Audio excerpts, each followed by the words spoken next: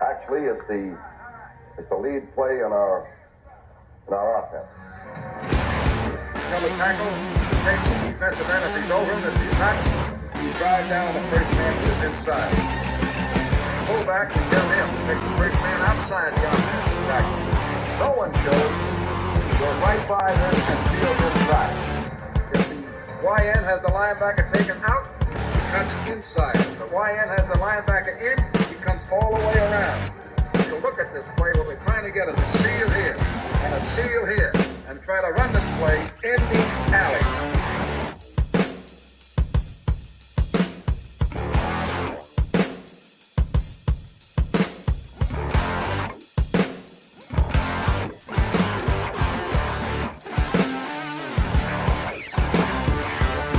What's up, guys? Welcome into Packers Total Access. My name is Clayton. You can check us out on packernet.com. You can find me on Twitter at Packers_access. I'm joined alongside Tim live in Green Bay, and we're just going to kind of talk a little Packers Broncos today. It's an early afternoon stream. Don't expect a lot of people in here. Usually when I say that, they come piling in somehow, some way. I don't know if these people have jobs or not, but nonetheless, they're probably wondering if we have jobs too, but that's the way it goes. So with that being said, Tim, how's your day going, man? How's the weather up there in the Bay? It's not too bad. A little breezy, but it's nice. Day's going good. Beautiful October weather. Looking forward to some football this weekend. Might do a little driveway tailgating while we watch the road game. Let's go. Get the grill going or something. So we'll see. Looking good. How about you, man? How you doing? Oh, doing good, man. We're going early because I got a high school game to attend. Nephew's final game of the season, so we got to get out there for that. And I think they're out of playoff contention now. Don't get me started on that coaching staff, but anyway. But with that being said, so we'll get this in early. And if people pile in here, awesome. If not, no big deal. I know Zane was already in here earlier. We got Omar in the chat. Good day, guys. Hey, appreciate you tuning in from across the pond there. But let's talk a little injury report first, Tim. Do a little housekeeping here because we did get some news that kind of broke just a second ago. I don't think anybody's shocked by it, but it is bad news. Hate to be the bearer of bad news, but here we are, right? So I think it was, let me flash this up here real quick. Rob Demovsky tweeted out from practice, said Jair Alexander did not have a helmet and did not go outside after stretch. Elton Jenkins was riding the bike when the team went outside. He came out late yesterday, but today we only see stretch. Devondre Campbell, who has been a DNP, had a helmet and went out. So, well then, a little bit of good news embedded there. I'm going to switch over now to, this is an article from Bill Huber over at SI.com. Make sure you guys click on his link on Twitter at Bill Huber and show him some love and click on that link for him. But it says Green Bay, Wisconsin. Jair Alexander, the Green Bay Packers two-time All-Pro cornerback, did not join his teammates on the practice field for the start of practice on Friday, throwing his availability for Sunday's game at the Denver Broncos into at least some doubt. As is typical for the final practice of the week, reporters were allowed to watch only the pre-practice stretch. Alexander went through the stretch. He wore his jersey, did not have his helmet during warm-ups, during which he caught a pass from defensive passing game coordinator and position coach Greg Williams. While the rest of the team ran towards the Don Hutson Center doors that led to the practice field, Alexander stayed inside and joined starting guard Elton Jenkins on an exercise bike. Packers coach Matt LaFleur will reveal the final report after Friday's practice. Alexander was added to the injury report on Thursday with the same back issue that kept him out for games against New Orleans and Detroit. He returned to the lineup and played every snap at Las Vegas before the bye. With Green Bay off to a 2-3 start, coming off back-to-back losses, Alexander's presence against the Broncos would be critical. So a little bit of news there. I completely looked over the Devondre Campbell news there. The fact that he went outside with his helmet, that's pretty good news, right, Tim?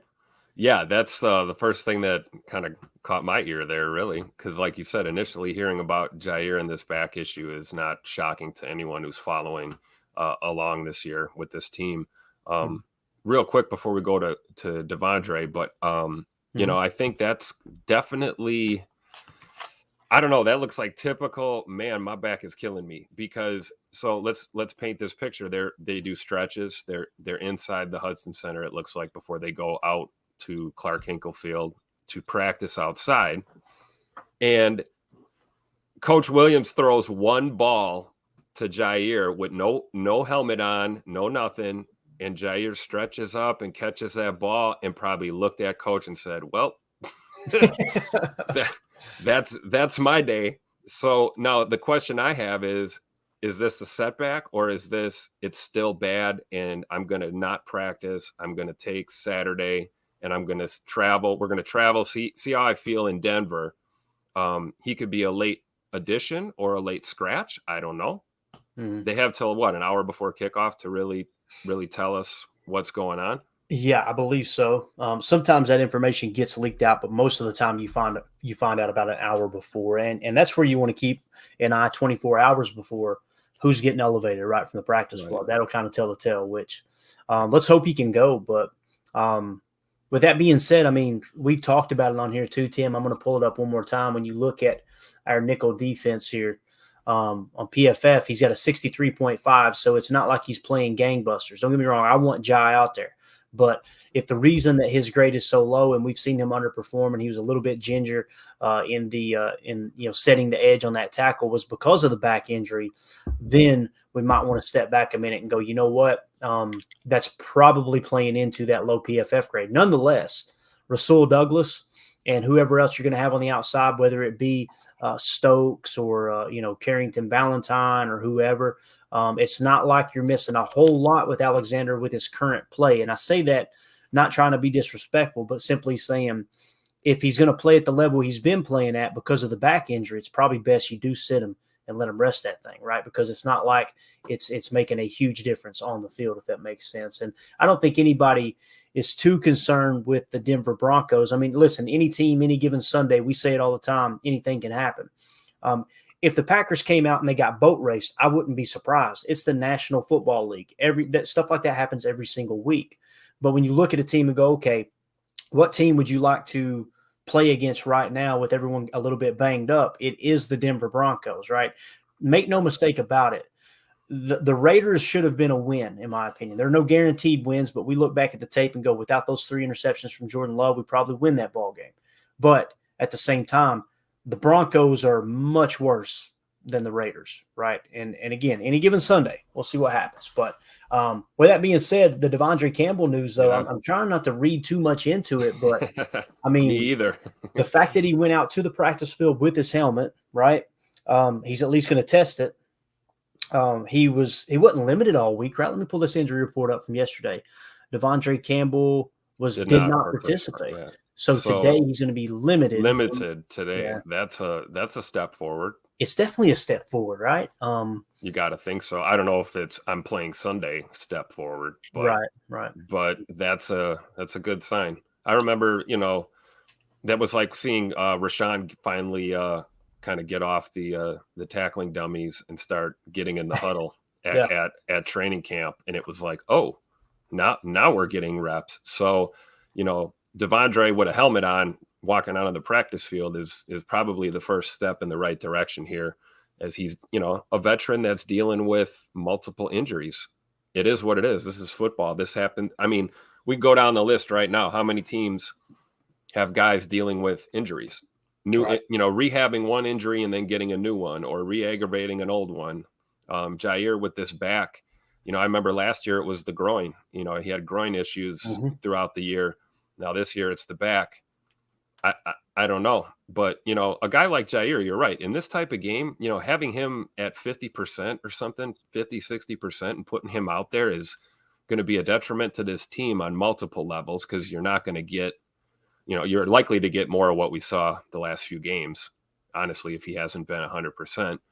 And then you're also stymieing the growth of your younger guys in the secondary who could get these reps against, a team that's struggling right now, which is probably a good time to test your guys. Yeah. I mean, we need this victory. Like I said, it's a get right game for both teams. I mean, Denver is looking for a dub anywhere they can find one, and they're at home, so we got to be ready to go. But I don't think putting Ja out there really does us any favors if he's, looking like this on Friday. Right. And then same thing with Campbell. I don't know if we rush him back out onto the field right now, especially the way, we talked yesterday about Isaiah McDuffie and Mr. Wilson there in the middle. And, we'll see what we get with Quay. Hopefully Quay is a go. you know. Yeah. So defensively, I don't know if we put too many of our chips out there. Maybe let some of these younger guys give it a go. Yeah. Good You could point. say the same about Darnell Savage too. You know, like who you really knows could. where he's really at. You know, like you had alluded to this. Let's see, you know, Jonathan Owens back there maybe with Rudy Ford. So be interesting, man. I mean, it takes what is it, 53 on the roster, 40, 47 suit up or whatever it is. Yeah. Is it 45 or 47, something like that? Yeah. So like if it takes 43 of them guys to get a victory, then let's do it. I mean, Yeah. at this point right now, you know, we talk about being patient. I mean, we have to come out of Denver with a victory. I don't even want to think about the other side of the coin. Yeah. I'm thinking we come out of there with a victory, 1 or 100. I don't care how much we win by. We got to get the dub, man. I'm with you. We got Omer in the chat said, good for us in France. 3 a.m. is late for me, 6 hours ahead of Eastern Standard Time, LOL. He also said, no one was expecting Devondre Campbell to play. And when we heard Jair was being added yesterday, I was expecting he may be out too. Let's see. Omar said, good news is everyone else should be good to go. Zach Tom said this week he is almost back to 100%. That's damn good news because him and Jenkins need to stay healthy for that subpar O-line. They are the two studs. There's no doubt about that. Let's see here. Chris in the chat says, love this format. Packers Talk Daily is awesome. Hey, we appreciate you being a part of it, man, for sure. And then appreciate that, Omar, talking about the X's and O's, man. We enjoy bringing you guys that insight and just kind of laying out what the film shows, man. All right. Chris here says, guys, what's the latest on Jones? I'm guessing he doesn't play. Well, I mean, when you look at the injury report from yesterday, Aaron Jones limited participation. So if I had to bet one way or the other, Chris, I'm probably saying he's playing. I could be wrong. Maybe I'm being a little too positive. What do you think, Tim? You think he'll go? I think this is one of those things where he's been limited all week, and they're probably going to just start him. I think he's going to start, and I don't know how much action he's going to see. I've talked about this before. And we all know that, you know, Matt LaFleur is very cautious with him, even when he's healthy.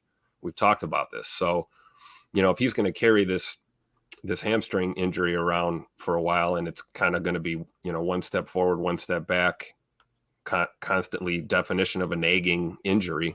I don't know how many reps he gets. Let's hope he gets 30 carries. You know, I don't know, but I do think he's going to be in the lineup on Sunday. Yeah. That's my gut feeling.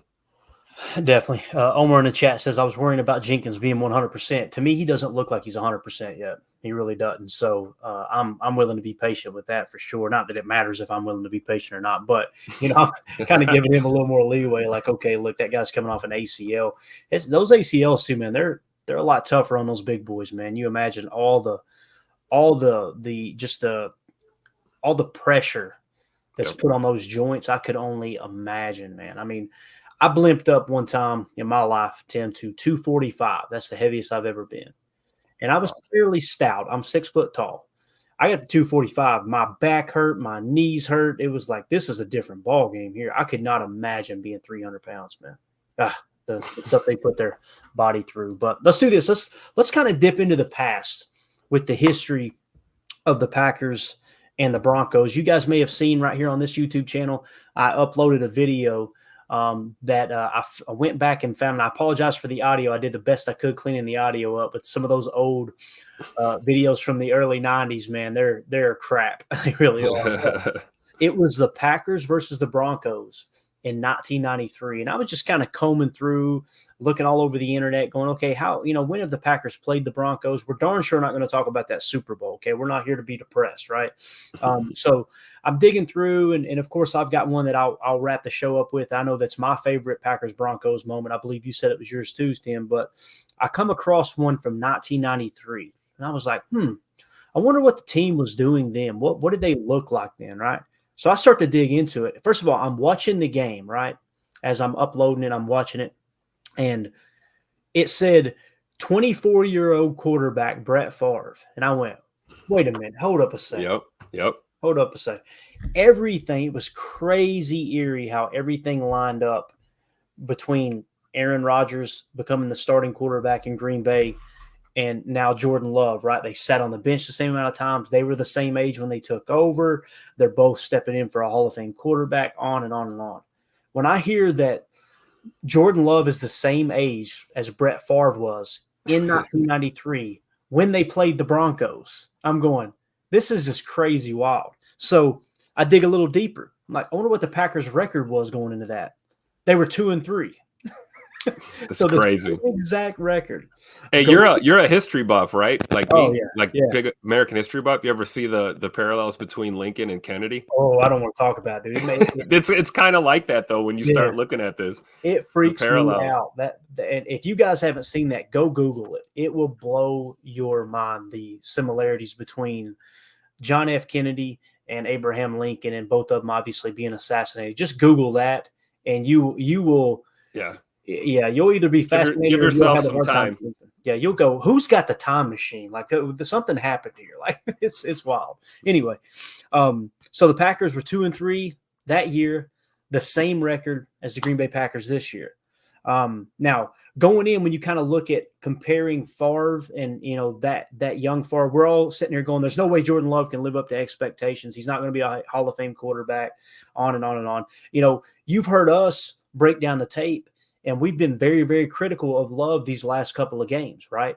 And again, I don't want it to be that way, but if you see it, you got to say it, right? So as I'm digging through this with this Packers Broncos, in 1993, I'm going, what did Favre's numbers look like going into that game? Favre's numbers, 4 touchdown passes, 5 interceptions going into that matchup against the Broncos. Love's stats right now, 8 touchdowns, 6 interceptions. So I think we would all agree Love is outperforming Favre in that season right there, right? Both of them, their 24-year-old season, if you will. Now, obviously, this is Love's first year starting.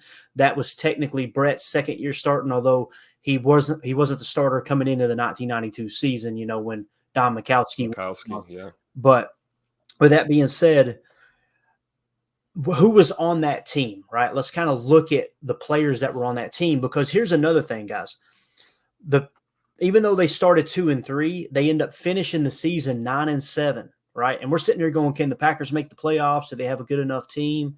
Is Love good enough to lead them to a playoff berth? They end up finishing the season 9-7. They got a playoff win in the wild card round, and then were eliminated in the divisional round, which I thought was really, really cool. Now, when you look at the team's comparison, right, first of all, Favre was struggling with those statistics, right? And he was throwing to Sterling Sharp that year, right?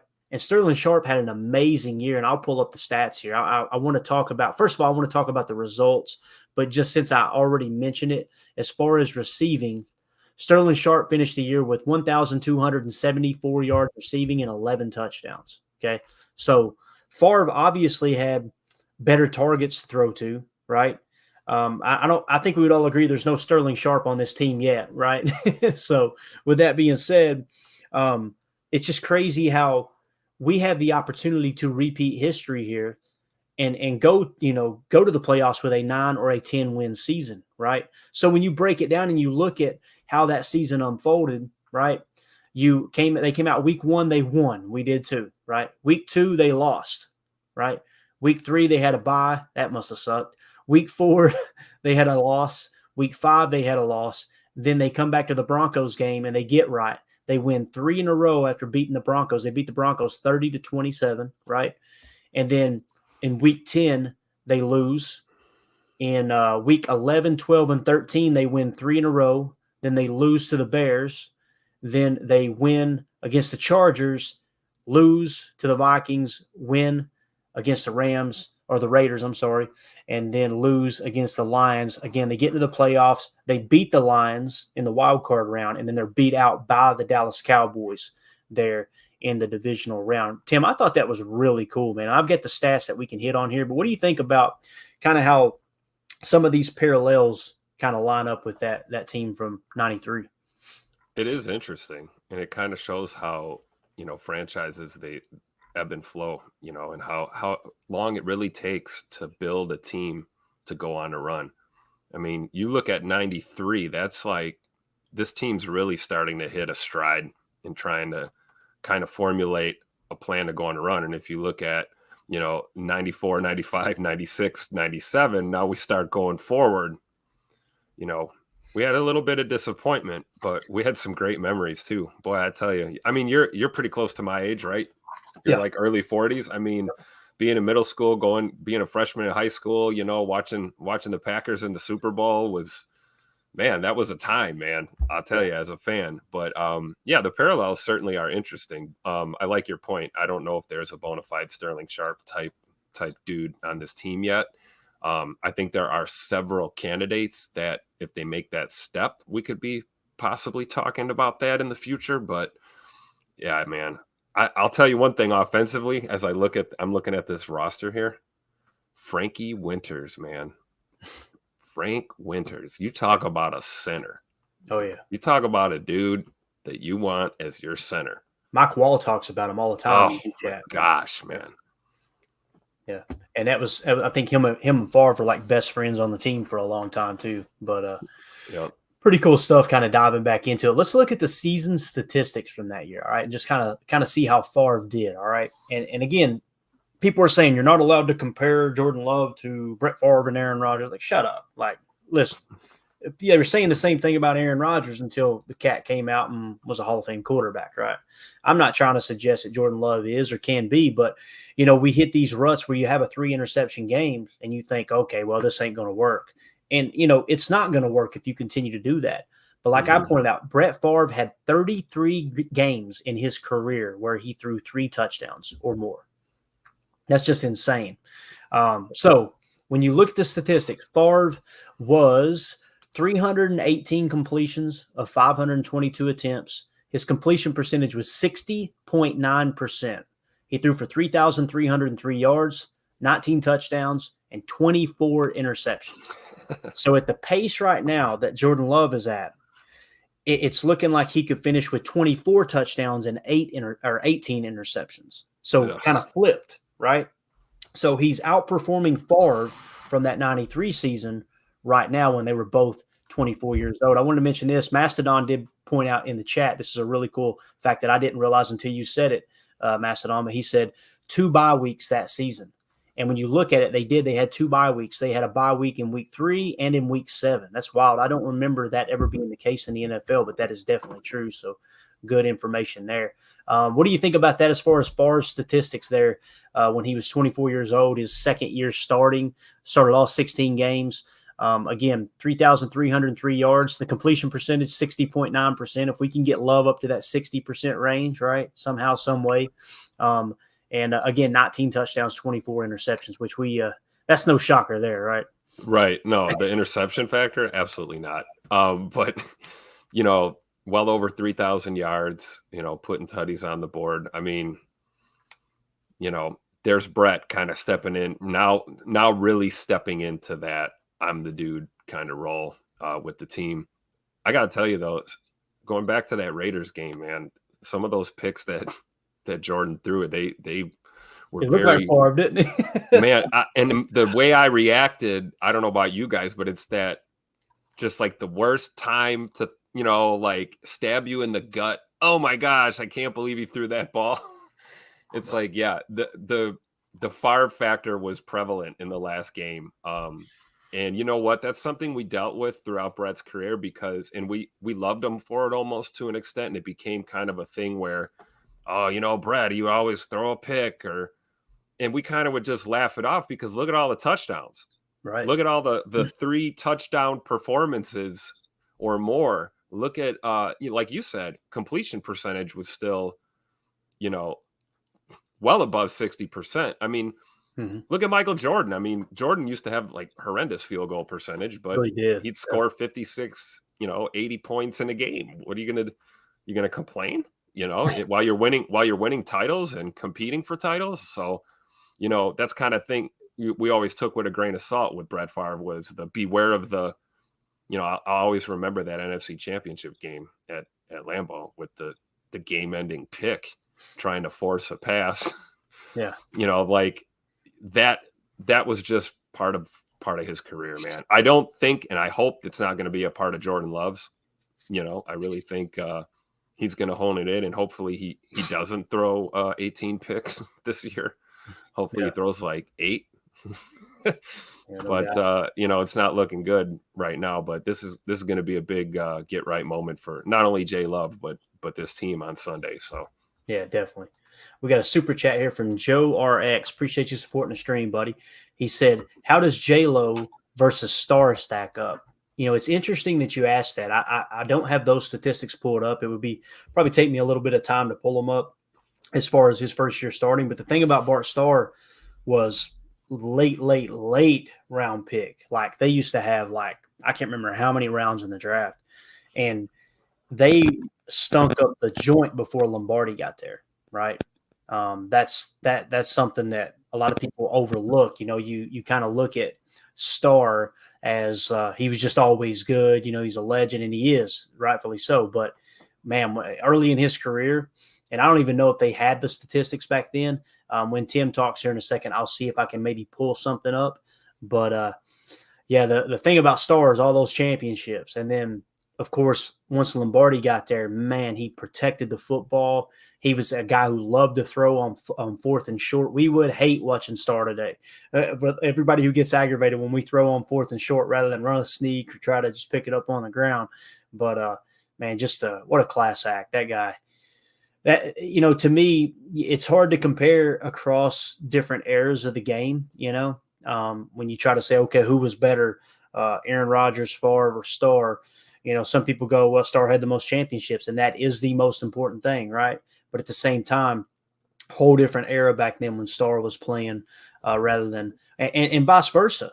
If Starr had, if Starr with his ability to play in those big games came out today and had all the training that we have today, all the science that we have, sports science and medicine that we have today, he's liable to blow their doors off. He's liable to be way more efficient than Aaron, right? Who knows?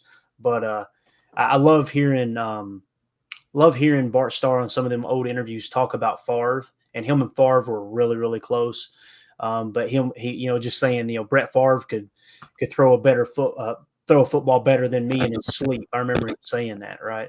But yeah, interesting though to cross compare throughout the eras. But we got a little bit of static, Tim. I don't know if it might be the issue we were talking about, but it's okay. It was kind of coming and going, so you're good right now.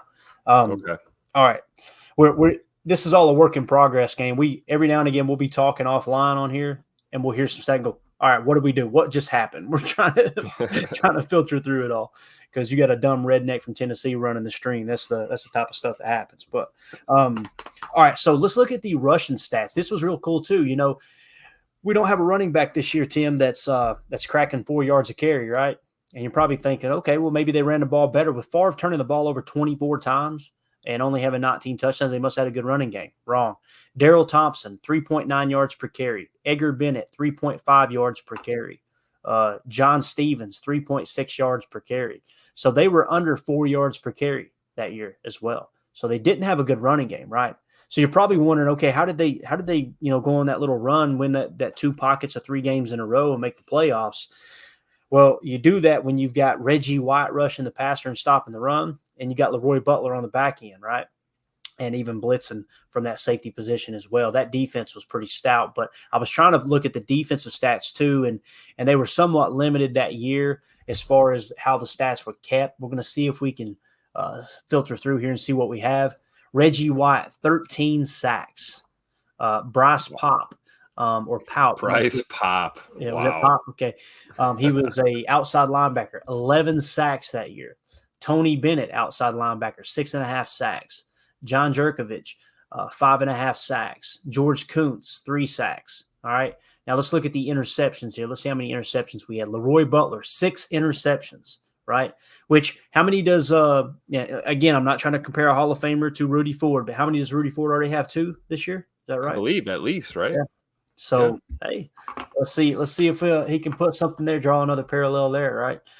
Johnny Holland had 2. Wayne Simmons had 2. Terrell Buckley, prime time. T-Buck, Florida State. What did they call him? What in prime time?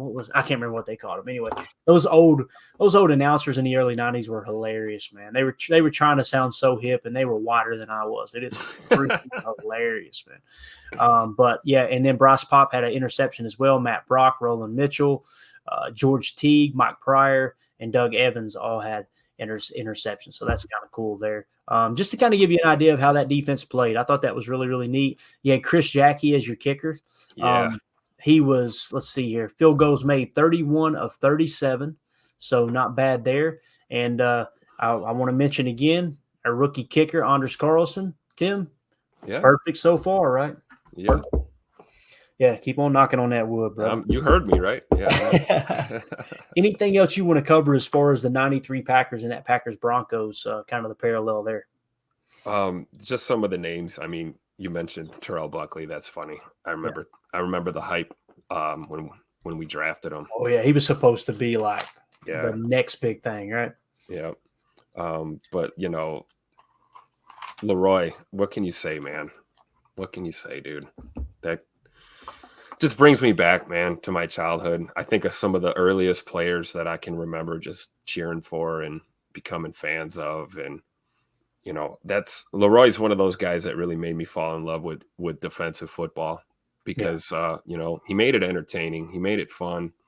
And you see a lot of, I don't know, I see flashes of it in this defense sometimes, that ability to just make a play. You know, like who cares if we're down? Who cares if we've been getting run all over all day? We're not stopped. Make that play when we need that play, and you can tilt a game. We saw it to Rasul Douglas's point. He made a comment about this. We saw it about a month ago. You know, we saw those plays. We saw Rudy Ford interceptions. We saw, you know, guys, Quay Walker making a pick. We've seen these things. We want to see it consistently because that's what you got with a guy like Leroy Butler. And that early to mid 1990s defense that was forming into what would be, I believe, the best defense in the NFL in the 95-96 season, correct? Or was it 96-97 season? They were ranked number one. So you look at the journey of that defense, and spearheaded by, you know, Leroy Butler and Reggie White. So I love it, man. Classic, man. Back to that super chat from Joe RX. He said, how does J-Lo versus Starr stack up? This is going to crack y'all up. Let's go to his third year in the season when he was 24 years old. Okay, this was 1958. I was a young whippersnapper. First of all, his quarterback record that year, 0-6-1, right? Guess what his completion percentage was, Tim? Oh, man. How many pass attempts? Can we go over to that one first? 157 pass attempts. 157 in 7 games, I don't know, 40. It was 49.7%. Okay, it's almost 50%. And here's another one. Y'all ready for this? You heard me talk about how he protected the football for Lombardi and all that. He had 3 touchdown passes and 12 interceptions. Wow. And then you could tell when Lombardi shows up because it's like you literally look at the touchdown to interception ratio, right? I'm going to read them off here from his rookie year. 2 touchdowns, 3 picks. 8 touchdowns, 10 picks. 3 touchdowns, 12 picks. 6 touchdowns, 7 picks. 4 touchdowns, 8 picks. Now listen to this. Lombardi arrives, right? Which in 1960 he was actually there, but you can see it start to turn around. 16 touchdowns, 16 interceptions. 12 touchdowns, 9 interceptions. 15 touchdowns, 10 interceptions. 15 touchdowns, 4 interceptions. Ooh. 16 and 9. 14 and 3. Look at that in 66, man. Super Bowl 1 year. Had a bad year in 67, 9 touchdowns and 17 picks. In 68, rebounded with 15 touchdowns and 8 picks.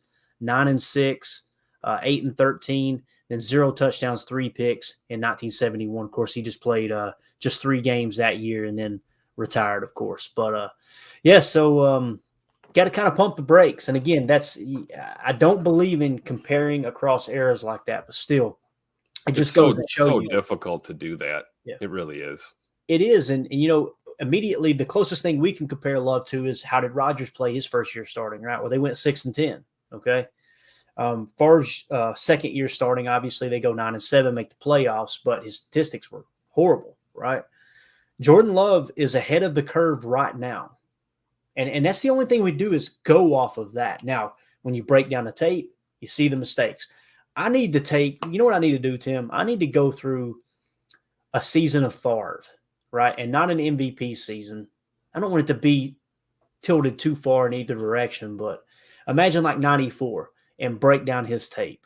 Oh my God. You talking about, you could probably do three episodes of Chalk Talk every week on mistakes that Favre made. You probably could.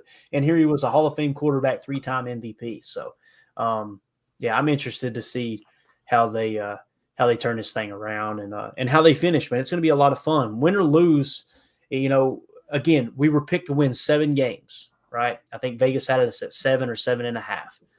So with that being said, man, the expectations are low. We need to keep that into put that into perspective. We need to keep that context in mind, because sometimes we get ahead of ourselves. You win a couple games. I'm as guilty as anybody. It's like, all right, we might have a 10-win team here, right? Yeah. 3 games later, I'm going, well, crap. Probably closer to 6 now. No, knucklehead, pump the brakes a little bit. Yep. So, and just enjoy the ride for sure. So, Tim, we kind of talked about what is our favorite Packers Broncos game, right? Moment. And I think we both agreed that our favorite came in 2007, right? Our favorite moment. And this was the Packers Broncos in 2007. Brett Favre was your quarterback. Aaron Rodgers was still the backup, right? I think so. He was drafted in 2005, so this would have been his second year in the league, I believe. So second year as a backup to Favre. Which is important to note that this is, so we're removed from the what's up, old man, or hey, grandpa, whatever the dynamic was. Now we have Rodgers who's starting to learn. Yeah. And we also know, Rodgers developed a pinpoint accuracy by analyzing some of the poopy throws that he was seeing. I'm not going to do that. Yeah, I'm not going to do that.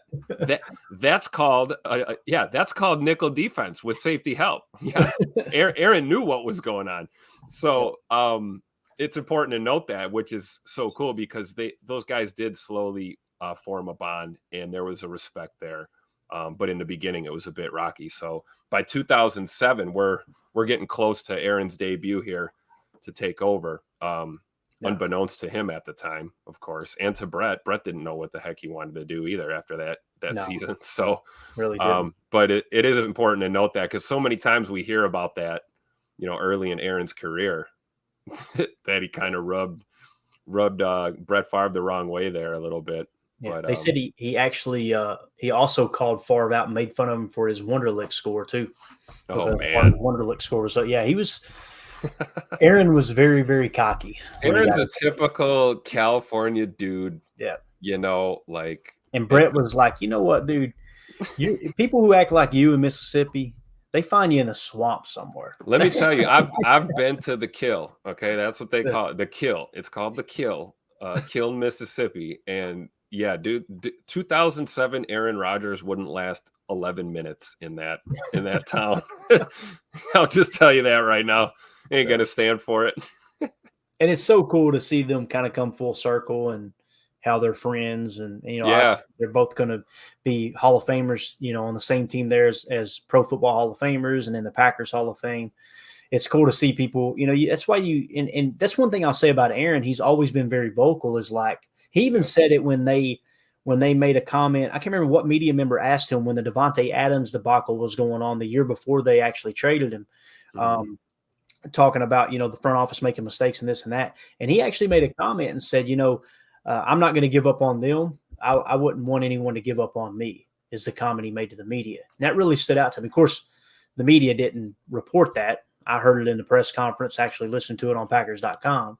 Right. Definitely don't want that one getting out when you're trying to paint this narrative that he's a bad person and all that. But with that being said, that game in 2007 against the Broncos, it came to overtime, right? Brett Favre was your quarterback. This was a young Greg Jennings, playing on this roster as well. And I'm just going to kind of play the audio clip for you guys here and let you hear how it ends. I apologize if it's a little loud. I'm going to try to turn it down just a touch, but here we go. The score, if I remember correctly, was 13-13 going into overtime. This is the very first play in overtime in Mile High Stadium, Denver, as the Packers come out and try to knock off the Broncos. Here we go.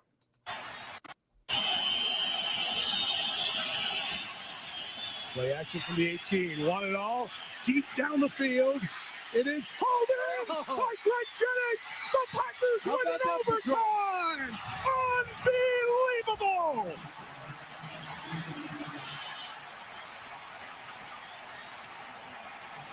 Yeah, buddy.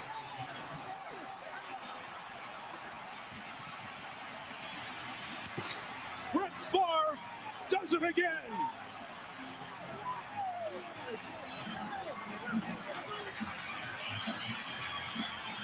An 82-yard game-winning touchdown to Greg Jennings, and the Packers are 6-1. Once again, This play action bomb right here, Brett Tim. Favre. Yep. He knows he's got the single receiver to the outside, the isolation Now, route. I love it. Jennings beats I love Trey it. Bly. An outstanding throw from Brett Favre. The ball came Jennings out was of the so good, sky. Tim. This thing hung up in the air. Who said Favre doesn't have the arm, the cannon? Look at him. He's excited. He's got it. This is exciting for Brett Favre. What a way to end a terrific football game. He's the guy you want on this stage. He beat Bly once in the game.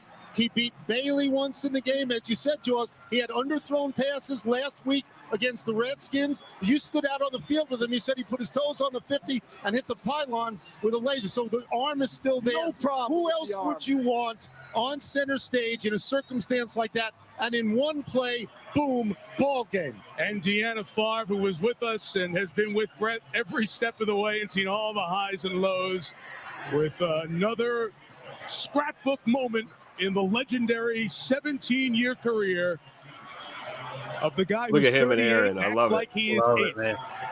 Favre does it again. Pretty cool I'll tell stuff. you this, man. In much respect, another one of my favorite broadcasters, Mike Tirico, with a great call in that Yeah. moment. Unbelievable. Yep. It's so simple, man. The great announcers, Tim, they're minimalists, right? Yep. You know, Pat Summerall was the best at it. Let the crowd noise bleed through. Say what's going on the field, but don't try to be the show. Be the accent to the show, right? Yep. And he did. It's a great call. Then Tony Kornheiser came in. It was awkward having Tony Kornheiser in the booth, but I got to be honest with you. He called some really cool games, I think, like on Monday Night Football, where he's a part of them. That's all I'll say. Actually, the Aaron Rodgers' very first start, if I remember correctly, the next year, I was in house, and when I got back home and watched the game because I was actually at Lambeau for that start, and listening to Tony Kornheiser talk about that first touchdown pass that I showed you guys that I actually filmed from the stands. He was like that. You know what this looks like? This looks like Brett Favre right here with this throw. So pretty cool, man. I love it, man. And you know what's crazy watching that play?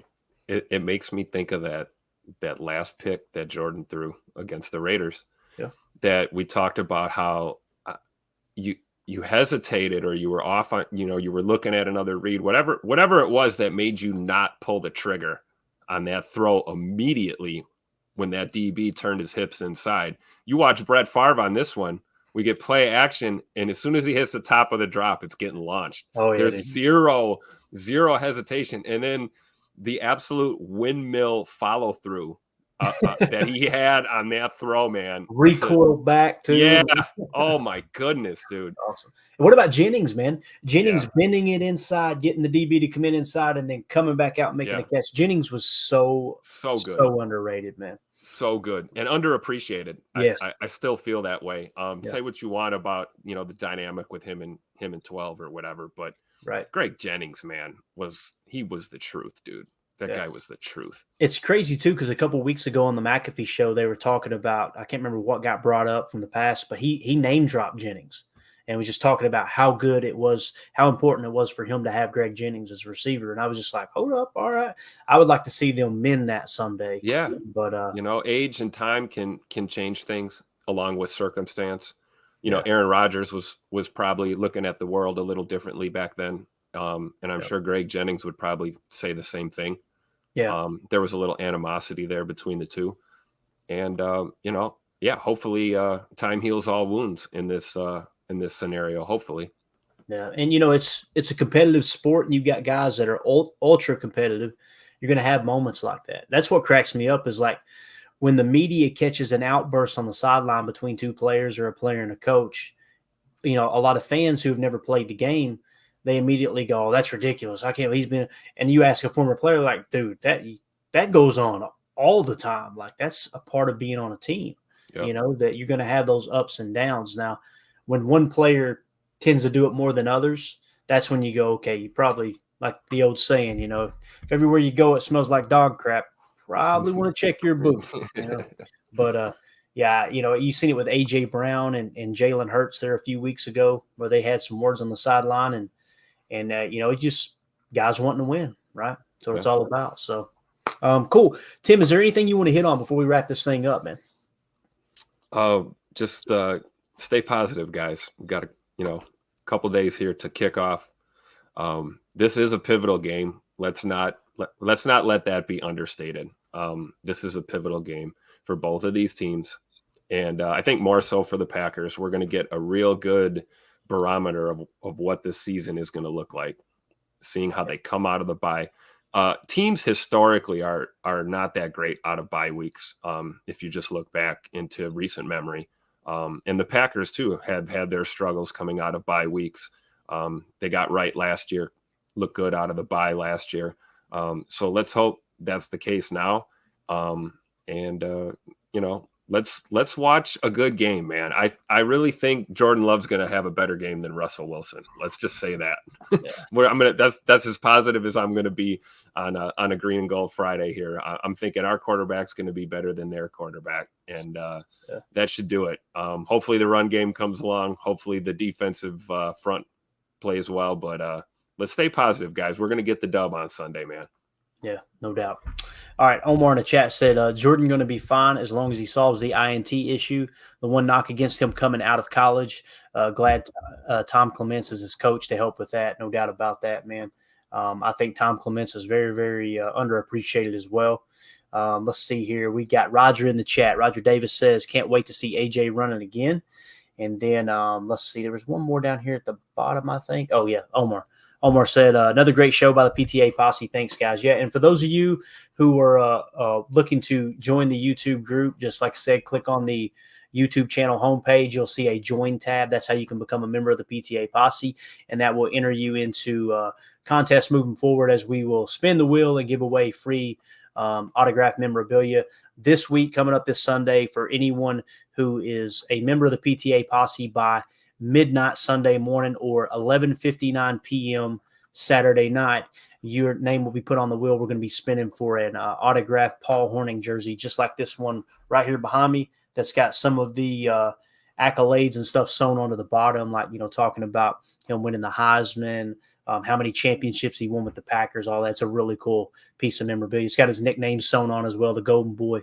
So with that being said, though, make sure that if you guys want to enter that you're just a member of the YouTube members group of the PTA Posse. So appreciate everybody hanging out with us, man. It was just it was kind of a surprise episode. Like I said, wanted to squeeze one here in the early afternoon. I'm glad we did it. So we'll get this show live on podcast form as quick as possible. Again, I want to thank everybody in the chat. I want to give a special thanks to Joe RX for the super chat. You are awesome, man. Thank you for supporting the stream. For those of you listening on the pod, thank you for making us a part of your day. As always, let's go out and be the change we want to see in the world, and go Pack Go. The power sweep actually is the lead play in our offense. Tell the tackle, take the defensive end if he's over him. If he's not, you drive down the first man who is inside. Pull back and tell him to take the first man outside the offensive tackle. No one shows. Go right by them and field inside. If the YN has the linebacker taken out, he cuts inside. If the YN has the linebacker in, he comes all the way around. So look at this play. What we're trying to get is a seal here and a seal here, and try to run this play in the alley.